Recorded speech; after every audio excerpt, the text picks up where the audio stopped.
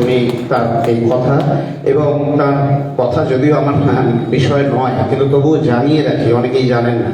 প্রথম পর্বে যে 44 দিন অনশন করে আমরা অনেক আন্দোলনকে সফলের দরজায় নিয়ে গেছি, অনেক দাবি দাওয়া পেয়েছি, তার মধ্যে 42 দিন তিনি টানা অনশনে ব্রতী ছিলেন। পরবর্তী দ্বিতীয় পর্বের যে অনশন চলছে সেটা আজকে 37 দিনে পদার্পণ করেছে। অনশন চলছে 1 বছর 1 মাস 1 দিন। ভালো করে চিন্তা করুন কিভাবে মেটাবেন আপনার এই দিন। আসুন শুনে নিই ভাস্কর বাবুর কথা।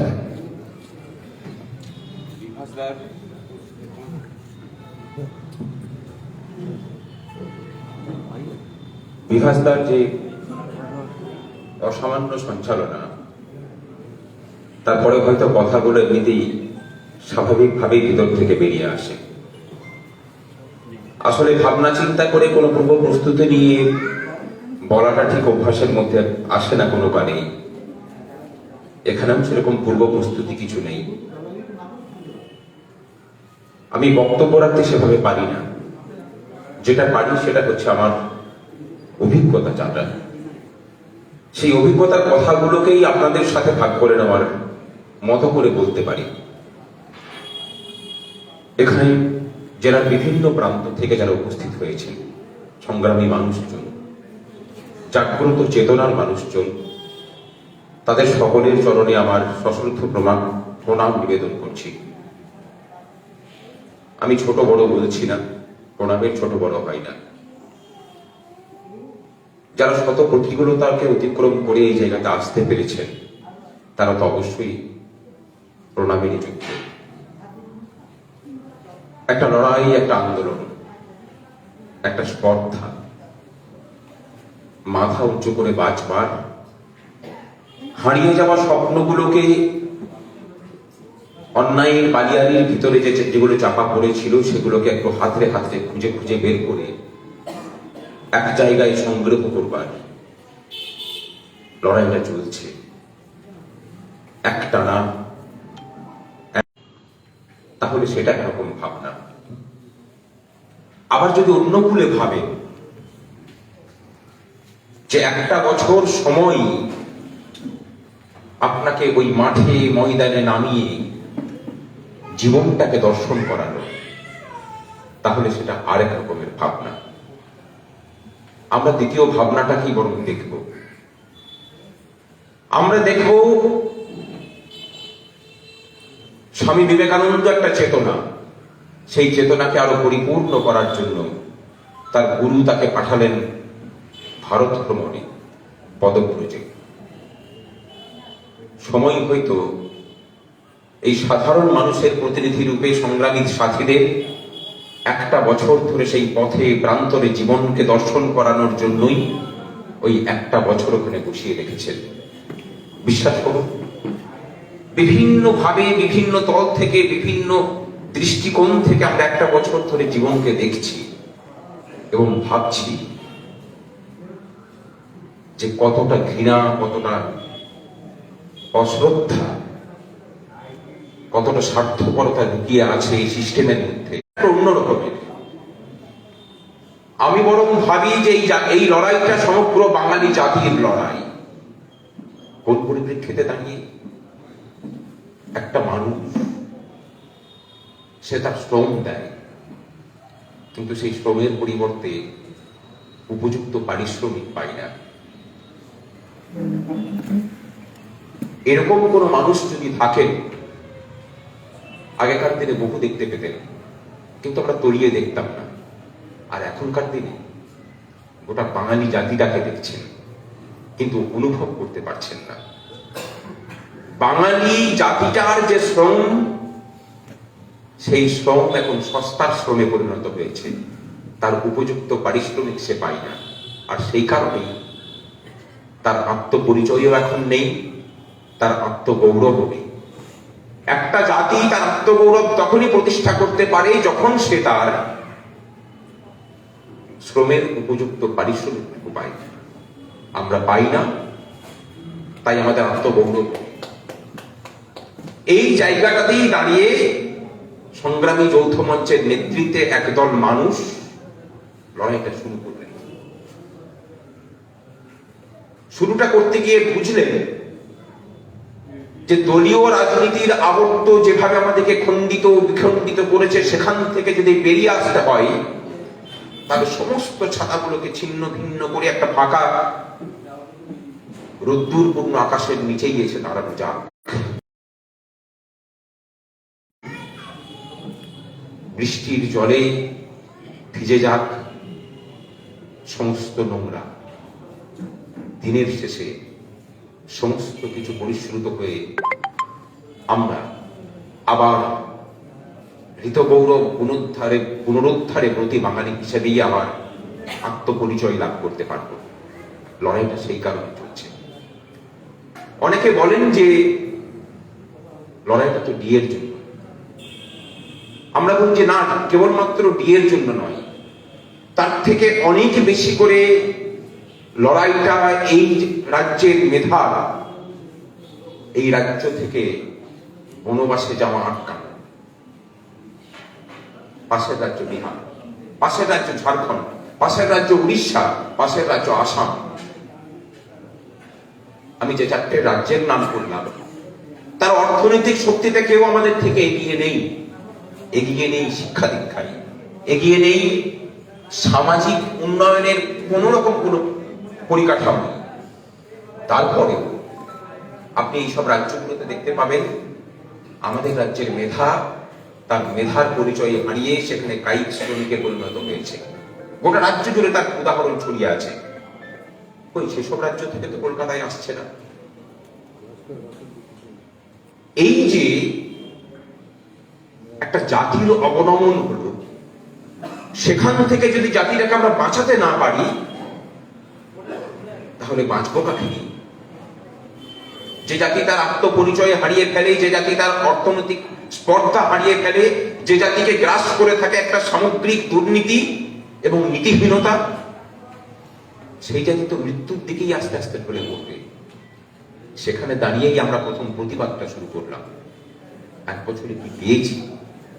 পেয়েছি অনেক কিছু। এই রাজ্যের শিক্ষিত মানুষের একটা নিরবিচ্ছিন্ন ঐক্য, যে ঐক্য সাগর থেকে পাহাড় পর্যন্ত সুবিস্তৃত।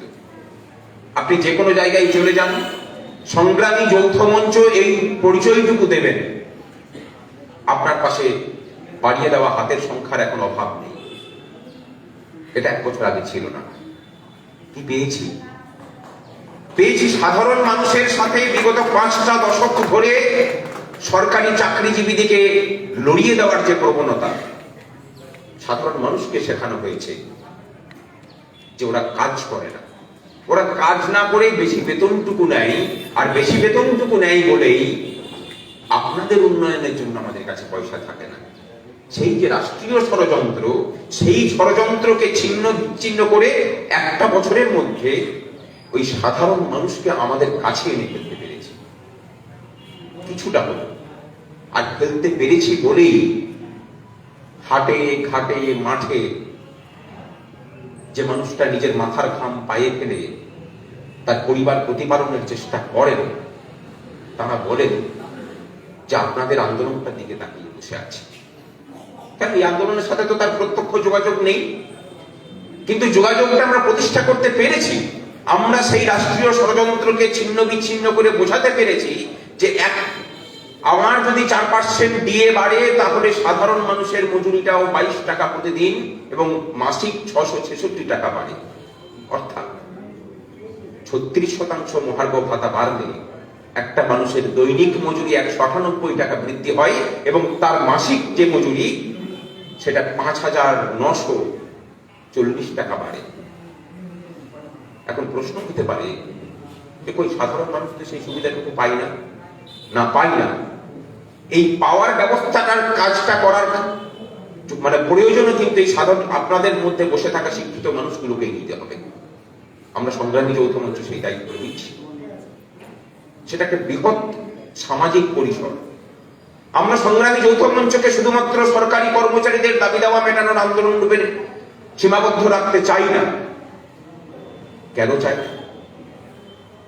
কারণ আন্দোলনের পরিসর বড় না হলে, নাগরিক মঞ্চের যদি পরিসর না বাড়ে, নাগরিক মঞ্চের যদি দলীয় রাজনীতির বাইরের অবস্থান যদি শক্তিশালী না হয়, আজকে এই সরকার আছে, কালকে অন্য সরকার আসবে, বঞ্চনাটা কিন্তু চলতেই থাকবে। যেভাবে পূর্বেও বঞ্চিত ছিল এই জাতি তার শ্রমের মূল্য থেকে, বর্তমানেও আছে, ভবিষ্যতেও থাকবে। এই রাজ্যের কর্মচারীরা কোনো কালেই এআইসিপিআই মেনে মহার্ঘ ভাতা পায়নি, স্বাধীনতার পর থেকেই পায়নি।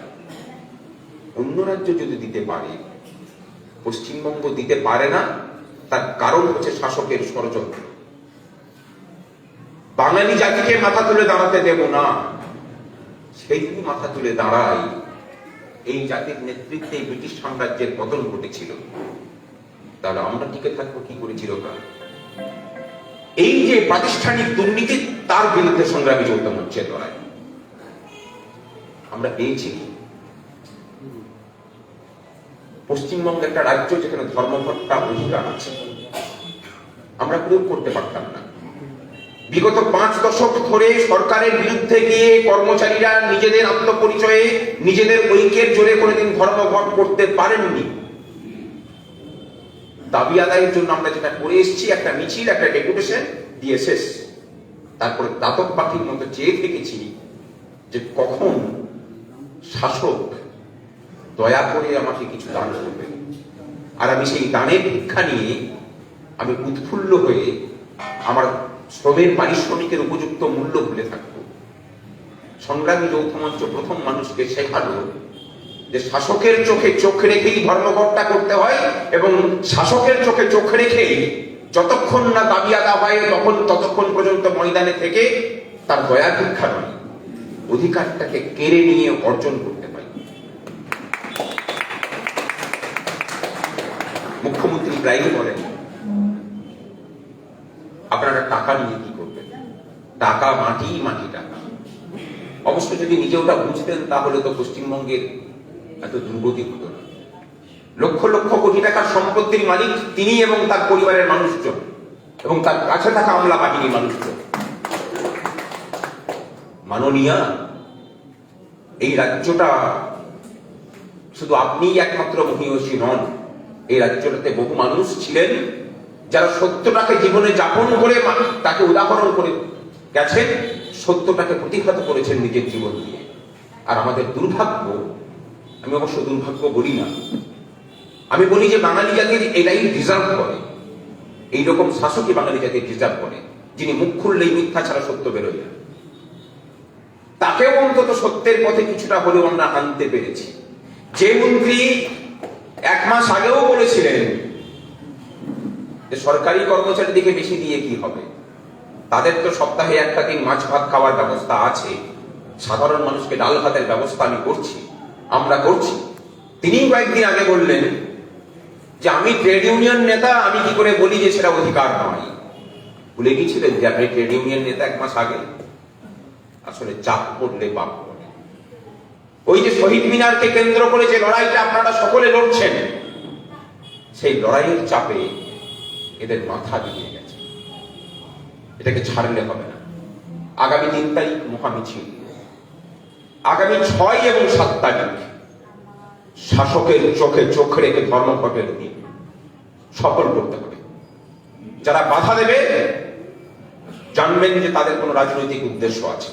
পরিষ্কার বলবেন যে আপনি যে রাজনীতির দলেরই হন না কেন, সামনে লোকসভা ভোটের সময় আপনার বিরুদ্ধে আমরা প্রচারে নামবো, সরাসরি প্রচারে নামবো, যদি আমাদের অধিকার প্রতিষ্ঠার পথে বাধা হয়ে দাঁড়ায়। আপনি সহযোগিতা করবেন, আপনি নিশ্চুপ থাকবেন, কিন্তু আপনারা যদি বাধা হয়ে দাঁড়াতে আসেন, আপনার সমর্থিত রাজনৈতিক দলটার বিরুদ্ধে সংগ্রামী যৌথ মঞ্চ সরাসরি পথে নামবে। গতবার আমরা যখন ধর্মঘট করেছিলাম, তার থেকে এবারে আরো অনুকূল পরিস্থিতি তৈরি হয়ে আছে। তার আগে আমরা জানতাম না যে ধর্মঘট করলে পরে কি কি ব্যবস্থা হতে পারে। এখন আমরা জেনেছি যে ধর্মঘট করার পরেও সরকারের হাতে কর্মচারীদের বিরুদ্ধে ব্যবস্থা করার মতো কোনো অস্ত্র নেই। খুব বেশি হলে কি করতে পারেন? একটা দিনের বেতন কাটতে পারেন। আরে মশাই, বেতন তো বিগত 12 বছর ধরে আমাদেরকে 30 দিন কাজ করি 18 দিনের দেন, 40% দিয়ে বাকি মানে তাই হয়। অস্থায়ী কর্মচারীদেরকেও একই ব্যবস্থা। স্থায়ী কর্মচারীরা যদি 40% বেতন কম দিয়ে কম পান, অস্থায়ীদের ক্ষেত্রেও সেই একই বঞ্চনা। তারাও 31 দিনের কাজ করে 18 দিনের বেতন পান। সেক্ষেত্রে আমরা না হয়তো অধিকার অর্জনের জন্য 2 দিনের বেতন ত্যাগ করতে রাজি আছি।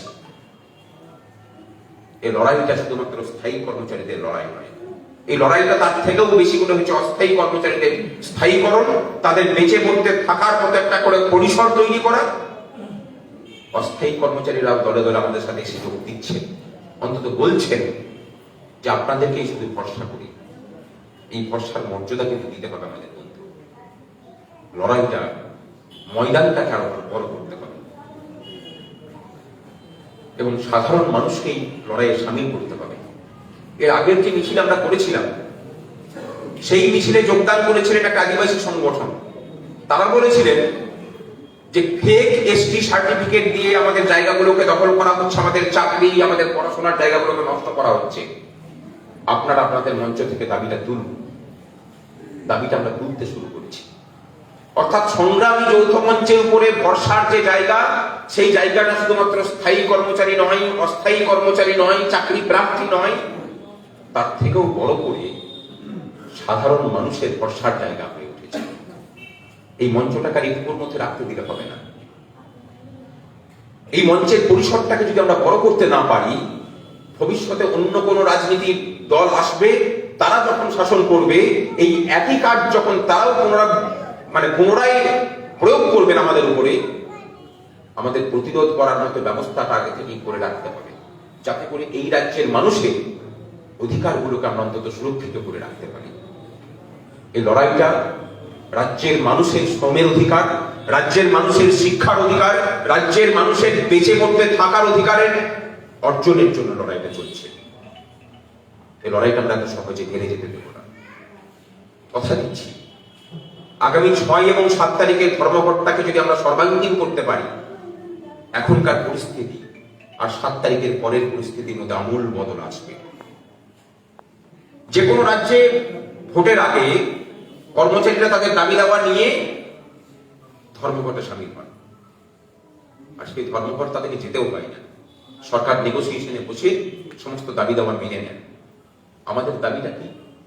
স্থায়ী কর্মচারীদের জন্য মহার্ঘ ভাতার পার্মানেন্ট অর্ডার। সেটা আবার কি জিনিস না? যখন যখন কেন্দ্র সরকার দিয়ে দেবে, আমরাও সেই দিন থেকে সেই সময় থেকে তত কিস্তি করেই দিয়ে পাবো। এরকম কি কোনো প্রভিশন পশ্চিমবঙ্গে আছে? হ্যাঁ বন্ধু, আছে। 2009-এর রূপাতেও ছিল, 2019-এর রূপাতেও আছে। কিন্তু সেটা মুষ্টিমেয় কিছু জনের জন্য। কাদের জন্য? না, আপনার আমার সাথে একই সার্ভিস রুটে চাকরি করা যেসব সাথীরা দিল্লিতে এবং চেন্নাইয়ে পোস্টিং আছেন এবং পশ্চিমবঙ্গ সরকারের হয়ে কাজ করছেন, তাদের জন্য আছে। তাহলে আমাদের জন্য নেই কেন? এই নেই কেনটাই তো জবাব আমরা চাইছি। দ্বিতীয় দাবি কি? রাজ্যের 6 লক্ষ শূন্য পদ। আমরা এতদিন বলছিলাম, সরকার মেনে নিচ্ছিল না। এইবারে বাজেটে 5 লক্ষ নিয়োগ করব বলাতে উনি অন্তত প্রকারান্তরে স্বীকার করে নিয়েছেন যে হ্যাঁ, 6 লক্ষ শূন্য পদ এই রাজ্যের সমস্ত দপ্তরে আছে। সেখানে স্বচ্ছ এবং স্থায়ী নিয়োগের ব্যবস্থা করতে হবে, যাতে করে আমার আপনার বাড়ির সন্তানটা তার মেধার পরিচয় দিয়ে এই রাজ্যের মানুষকে সেবা করার সুযোগটুকু পান, যাতে করে 6 লক্ষটা পরিবার বাঁচে, যাতে করে এই রাজ্যের যুবক যুবতীদের অন্তত পরিযায়ী হয়ে জীবন কাটানোর যে অমোঘ দেওয়াল লিখন, সেখান থেকে বের করে নিয়ে আসা যায়। তৃতীয় দাবি কি? অস্থায়ী কর্মচারী। এমন এমন দপ্তর আছে যেখানে 30 দিন 24 ঘন্টা করে ডিউটি, মাসের শেষে তাদের বেতন হচ্ছে 3000 টাকা। চমকে গেলেন? এমবিবিএস ডাক্তার, মাসিক বেতন 10,000 টাকা। ইঞ্জিনিয়ার, বিটেক, 8,000 টাকা চুক্তি। আমাদের কাছে নথি আছে। কোন পরিস্থিতিতে? না, যেখানে নাকি আমলারা রিটায়ার করলেই তাদের জন্য পুনর্বাসনের জন্য নতুন নতুন করে ব্যবস্থা আছে। আলাপন বন্দ্যোপাধ্যায়, হরে কৃষ্ণ দ্বিবেদী, আরো কত কত নাম লুকানো লুকানো আছে। তারা কত করে পান? কেউ 2.5 লাখ, কেউ 3 লাখ। কাজটা কি করেন? সুবিস্তৃত একটা নবান্নের সভাকক্ষ, সেখানে বসে বসে তারা সারাদিন ফোন দিয়ে আঁটেন। যে কি করে এই রাজ্যের সাধারণ মানুষের মৌলিক অধিকারগুলোকে হরণ করা যায়। বেতনটা কারা দিচ্ছে? কেন আপনি আমাদের করের টাকায় তদারকি করছেন চোর ডাকাতরা। এই ব্যবস্থাটার বদল দরকার। বদল দরকার সেই সরকারের মানসিকতায়, যে সরকারের বিরুদ্ধে কথা বললে সাংবাদিক থেকে বিচারপতি কেউ ছাড় পায় না। লড়াইটা আমাদের তাদের সাথে। এখন আমরা সবাই একটা প্ল্যাটফর্মে এসে দাঁড়িয়ে গেছি। সাংবাদিকরাও এখন আক্রান্ত হলে আমাদের সাহায্য চাইছেন, বিচার ব্যবস্থাও বলছেন যে আমাদের হয়ে রাস্তায় কথাটা আপনারা বলুন। সরাসরি বলতে পারছেন না, কিন্তু ভরসাটা করছেন। এইরকম একটা জায়গায় যখন সংগ্রামী যৌথ মঞ্চ দাঁড়িয়ে আছে, তখন একটা অংশের কর্মচারী এখনো পর্যন্ত রয়ে গেছেন যারা ভাবছেন যে এই মঞ্চটাতে গেলে যদি আবার সরকার বিরোধী তকমা লাগে। মশাই, যে মঞ্চে থেকে পড়ে আপনি নিজেকে সুরক্ষিত বলে ভাবছেন, কালকের দিনে যদি ভোটে পরিবর্তন হয়, দেখবেন আপনি এক অন্ধকার কক্ষে নিমজ্জিত হয়েছেন। আপনার দিকে হাত বাড়ানোর মতো কেউ নেই। আর এখানে যারা এসেছেন সংগ্রামী যৌথ মঞ্চে, তারা এখনো যেমন প্রতিষ্ঠান বিরোধী আছেন, ভবিষ্যতেও প্রতিষ্ঠান বিরোধী থাকবেন। কিন্তু তাদেরকে এই আলোকবর্তিকা ছেড়ে কোন অন্ধকার কক্ষে নিয়োগ করার ক্ষমতা কোন শাসকের হবে না। কারণ আমাদের হাত একটা নয়, আমরা সহস্র বাহু। যে সহস্র বাহু প্রচেষ্টা করে নর্মদার উদ্দাম স্রোতকে বেঁধে ফেলতে পেরেছিলেন। যে অন্যায়ের স্রোত এই রাজ্যের মানুষকে ছিন্ন বিচ্ছিন্ন করছে, এই রাজ্যের ঐক্যকে নষ্ট করছে প্রতি মুহূর্তে, আমাদেরকে সহস্রবাহু হয়ে ওঠে সেই অন্যায়ের প্রতিবাদ এবং প্রতিরোধ করতে হবে। আগামী 6 তারিখ আমাদের দেখিয়ে দেওয়ার পালা যে কোন রাজনৈতিক শক্তি আমাদের পাশে না থাকলেও কর্মচারীরা কেবলমাত্র নিজেদের আত্মপরিচয়ে সমস্ত কর্মক্ষেত্রগুলোতে ধর্মঘট করতে পারে। নেতৃত্বকে দেবে কেন? আপনি আপনার মধ্যে সেই প্রতিবাদের স্পর্ধা আছে বলেই তো এখানে এসেছেন। আর যাদের মধ্যে প্রতিবাদের স্পর্ধা থাকে, তারাই কিন্তু ভগৎ সিং, মাস্টারদা, সূর্য সেন হয়ে উঠতে পারে। হবেন কিভাবে? কেবল নিজের প্রতি একটু বিশ্বাস নিয়ে আসা প্রয়োজন যে আমার যদি কোনো বিপদ হয়, এই রাজ্যের লক্ষ লক্ষ কর্মচারী শিক্ষক আছেন যারা মুহূর্তের মধ্যে আমার পাশে এসে দাঁড়াবেন। এবং সংগ্রামী যৌথ মঞ্চের রাজ্য আহ্বায়ক হিসেবে কথা দিয়ে যাচ্ছি যে একজন শিক্ষক কর্মচারীর গায়েও যদি হাত পড়ে বা যদি হেনস্থা হয়, ধর্মঘট করতে গিয়ে বা মিছিল করতে গিয়ে বা আমাদের নাগরিক অধিকার প্রয়োগ করতে গিয়ে, বাকিটা বুঝে নেওয়ার কাজটা সংগ্রামী যৌথ মঞ্চ।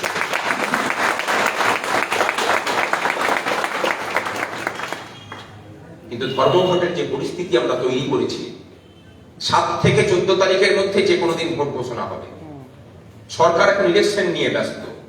সেই পরিপ্রেক্ষিতে সরকার এখন দিশাহারা, চারিদিক থেকে বিক্ষোভ। মানুষ মুখ খুলছে। যে মানুষকে চুপ করে থাকতে দেখতেন, তিনিও এখন সোশ্যাল মিডিয়ায় এবং বাসে, ট্রামে, ট্রেনে, পথে ঘাটে, বাজারে এখন সরকারকে গালিগালাজ করছে। আমরা সেই অবস্থাটাকে চুজ করেছি আমাদের ধর্মঘটের অধিকার প্রয়োগ করার জন্য। ধর্মঘটের বিরুদ্ধে ব্যবস্থা করার না, সময় নেই সরকারের হাতে। এর আগের বারই শোকজ করতে 2 মাস লেগে গিয়েছিল। লোক কোথায়? আর আগের বার আমরা জেনেছিলাম যে ব্রেকিং সার্ভিস করা যায় না, যেটা বলেছিল যে চাকরিতে ছেদ করবেন, কারণ এটা আমার অধিকারের মধ্যে পড়ে। আমরা এটাও জেনেছি যে একদিনের বেতন কাটতে গেলেও কাঠখড় পোড়াতে হবে, কারণ সেটাও 3 সপ্তাহের মধ্যে করতে হবে। সমস্ত প্রক্রিয়াটা সম্ভব নয়, কারণ ঘোষণা। এই পরিস্থিতিতেও যদি আমরা ধর্মঘট করতে না পারি, তাহলে বুঝতে হবে যে বঞ্চনা চলছে, সেই বঞ্চনাটাই আমরা হয়তো মানসিকভাবে মেনে নেওয়ার জন্য প্রস্তুত হয়েছি। আগামীকাল থেকে জেলার প্রত্যেকটা অফিসে, প্রত্যেকটা স্কুলে আপনারা এই বার্তাটাকে প্রচার করুন যে ধর্মঘট করতে হবে। এখানে যারা আছেন তারা যদি সকলেই পথে নামতে পারেন, আমার মনে হয় না যে ধর্মঘট বিফল হওয়ার কোনো সম্ভাবনা এই জেলাতে অন্তত থাকবে। কি আমরা সবাই পারবো তো নাকি? জোরে শুধু নিজে করলে হবে না, বাকি সকলকে উৎসাহিত করতে হবে। সরকারি অফিসগুলোতে বিশেষ করে জেলার সমস্ত সরকারি অফিস যেন সেদিন বন্ধ থাকে তার ব্যবস্থা করতে হবে। আমি একদম আলিপুরদুয়ার থেকে প্রচার করতে করতে আসছি এবং সেখানে সরকারি অফিসগুলোতেই মূলত প্রচার করেছি। অভাবনীয় ছাড়া এর আগের বারে আমাদেরকে চালাকি করে অনেক জায়গাতে সই করিয়ে নিয়েছিল। ধর্মঘট মানে ধর্মঘট, খাতাতে পরিষ্কার লিখবেন absent due to strike called by সংগ্রামী যৌথ মঞ্চ। এর বাইরে কিছু লিখবেন না, কোনো সই করবেন না। বাকি যা কিছু হবে আইনগত ভাবে হোক, শারীরিক ভাবে হোক, আমরা বুঝে দেব, কথা দিয়ে যাচ্ছি। আগের বারে অভিজ্ঞতা ছিল না, আমাদের অনভিজ্ঞতার সুযোগ নিয়ে সরকার অনেক চালাকি করেছে। এবার আমরা অভিজ্ঞ হয়েছি, সুতরাং আর কোনো চালাকি, আর কোনো প্রলোভনে পা দেবেন না। 6 এবং 7 ধর্মঘট সর্বাঙ্গীন সফল করুন। আর আগামী 3 তারিখ আপনারা অনেক দূরের জেলা, তথাপি যদি সম্ভব হয় কলকাতার পথে পা মেলাতে আসুন। আমরা জিতব, আমাদের জিততে হবে, নিজেদের জন্য নয়। ভবিষ্যতে এখন যারা কুড়ি হয়ে ফুল ফুটে নিজেকে বিকশিত করার অপেক্ষায় আছে তাদের জন্য। সামনে লড়াইয়ের বসন্ত ডাকে দিচ্ছে, আমরা রঞ্জন হয়ে উঠতে পারবো কিনা সেটা সময় দিয়েই আমাদেরকে প্রমাণ করতে হবে। ওই রাজার অহংকারের যতুগৃহকে ভাঙতে হবে। এখানে রাজা কোনো লিঙ্গ নয়, সে তিনি রানী হন বা রাজাই হন, দম্ভের কিন্তু একটাই লিঙ্গ হয়। সে সবসময় মানুষের অধিকারগুলোকে হরণ করতে চায়। তার বিরুদ্ধে আমাদের যে লড়াই, সে লড়াই চলতে থাকবে। সকলে ভালো থাকবেন। যদি কোনো অযাচিত কথা বলে ফেলি আমাকে ক্ষমা করবেন। আর লড়াইয়ের স্বাদ কেবলমাত্র দাবি দেওয়া নয়, আমরা সংগ্রামী যৌথ মঞ্চটাকে এমন একটা প্ল্যাটফর্মে রূপান্তরিত করতে চাই যেখানে দাঁড়িয়ে এই রাজ্যের শিক্ষক কর্মচারীরা তার পারিবারিক বিপদেও যদি পড়েন, আমরা যেন তার বন্ধু হয়ে সেই বিপদের সময় তার পাশে দাঁড়াতে পারি। সেটা তিনি বেড়াতে গিয়ে হোক, তার পারিবারিক কোনো বিপর্যয় হোক, যে কোনো পরিস্থিতিতে এটা অন্তত ভাববেন যে আপনার পাশে পরম বন্ধু হিসেবে সংগ্রামী যৌথ মঞ্চ আছে। আমরা থাকবো, কথা দিয়ে গেলাম। নমস্কার। সংগ্রামী সংগ্রামী সংগ্রামী যৌথ মঞ্চ, সংগ্রামী সংগ্রামী সংগ্রামী যৌথ মঞ্চ। স্পষ্ট বলে দিচ্ছি ভাই, সিলদারাটা বিক্রি নাই, তাই সংগ্রাম চলছে, চলবে, চলছে, চলবে। স্পষ্ট বলে দিচ্ছি ভাই, যোগ্য মেধার চাকরি চাই, তাই সংগ্রাম চলছে, চলবে, চলছে, চলবে। আগামী 6 এবং 7 তারিখের ধর্মঘটের দিকে দিকে সফল করুন, সফল করুন, সফল করুন। আগামী 6 এবং 7 তারিখের ধর্মঘটে জনে জনে সামিল করুন, সামিল হন, সামিল হন। বকেয়া সমস্ত মর্যাদা প্রদানের দাবিতে সংগ্রামী যৌথ মঞ্চ লড়ছে, লড়বে, লড়ছে, লড়বে। বকেয়া সমস্ত মর্যাদা প্রদানের দাবিতে সংগ্রামী যৌথ মঞ্চ লড়ছে, লড়বে, লড়ছে, লড়বে। সরকারি প্রতিষ্ঠানে, শিক্ষা প্রতিষ্ঠানে শূন্য পদে স্বচ্ছভাবে নিয়োগের দাবিতে সংগ্রামী যৌথ মঞ্চ লড়ছে, লড়বে, লড়ছে, লড়বে। কর্মরত অস্থায়ী কর্মচারীদের যোগ্যতা অনুযায়ী সংগ্রামী যৌথ মঞ্চ স্থায়ীকরণের দাবিতে লড়ছে, লড়বে, লড়ছে, লড়বে। প্রতিহিংসামূলক বদলির আদেশনামা প্রত্যাহার করার দাবিতে সংগ্রামী যৌথ মঞ্চ লড়ছে, লড়বে, লড়ছে, লড়বে। কর্মচারীরা 14 টাকা তবু তাদের প্রয়োজন, তোমার শাসক তোমায় ধিক ধিক ধিক্কার, কর্মচারীর ঘরে কোটি নেতা মন্ত্রী, কোটিপতি শাসক তোমায় ধিক ধিক ধিক্কার। বাজার করে আগুন ধরে বেতন কেটে নিচ্ছ চলে, তাই সংগ্রাম চলছে, চলবে, চলছে, চলবে। ঘামের পরে দিন চড় মেধাবীরা ভাবছে চল, তাই প্রতিবাদ চলছে, চলবে, চলছে, চলবে। দাবি যদি ন্যায্য হয়, যুদ্ধ শেষে আসবে জয়, তাই কলরব চলছে, চলবে, চলছে, চলবে। শূন্য পদে কর্মী চাই, দুর্নীতিহীন নিয়োগ চাই, তাই সংগ্রাম চলছে, চলবে, চলছে, চলবে। অবিচার যেখানে লড়াই হবে সেখানে, তাই প্রতিবাদ চলছে, চলবে, চলছে, চলবে। জানিয়ে দিয়ে যাচ্ছি তাই, সিলদারাটা বিক্রি নাই, তাই সংগ্রাম চলছে, চলবে, চলছে, চলবে। হিসাব শুধু টাকায় নয়, লড়াই করে বাঁচতে হয়, তাই প্রতিবাদ চলছে, চলবে, চলছে, চলবে। ন্যায্য ছেলের চাকরি চাই, ন্যায্য মেয়ের চাকরি চাই, তাই সংগ্রাম চলছে, চলবে, চলছে, চলবে। চলবে চলছে চলবে তোমার ঘরের নিয়মবাদী অবস্থানে আমার সাথে তাই সমান এই অসম্ভব মানছি না মানবো না মানছি না মানবো না থাকলে দিলে ছেড়া রুটি করবো তোমার গুণগান চটি চাটা নয় মোরা মোদের বড় সম্মান তাই সংগ্রাম চলছে চলবে চলছে চলবে আমরা যদি চোর ডাকাত তুমি চোরের রানী আমরা যদি চোর ডাকাত তুমি চোরের রানী রাজ্যবাসী রবীন্দ্র তাই তো সবাই জানি মুখ্যমন্ত্রী ঠিক ঠিক ঠিক